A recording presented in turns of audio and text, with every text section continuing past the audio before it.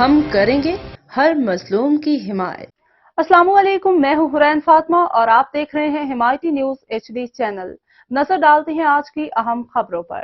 S S P Malir Kashif Abbasi کے احکامات پر عمل پیرا ہوتے ہوئے SHO شاہ لطیف ملک سلیم کا گٹکا مافیا کے خلاف کریک ڈاؤن، ملزم امتیاز گرفتار، 2 ملزمان ساجد اور ذوالفقار فرار۔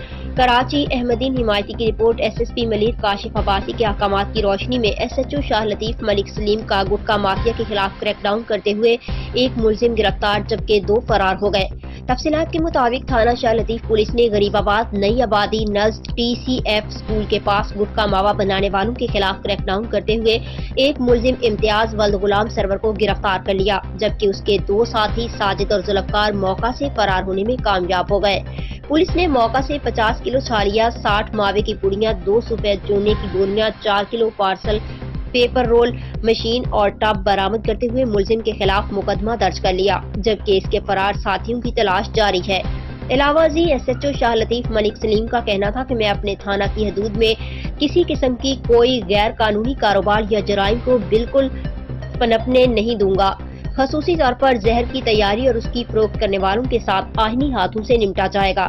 نیز چھالیا کی اسمگلنگ میں ملوث عناصر کے خلاف بھی سخت کارروائی عمل میں لائی جائے گی۔ ان کا مزید کہنا تھا کہ ہیڈ کانسٹیبل حسن جامود کی سربراہی میں معاشرے کے ناصوروں کے خلاف کارروائیاں جاری ہیں اور اس کی مدعیات میں FIR بھی درج کی جا رہی ہیں۔ SHO شاہ لطیف ملک سلیم نے مزید کہا کہ میں 24 گھنٹے تھانے میں موجود رہتا ہوں اور کسی بھی جرائم کی اطلاع پر میں خود پہنچتا ہوں۔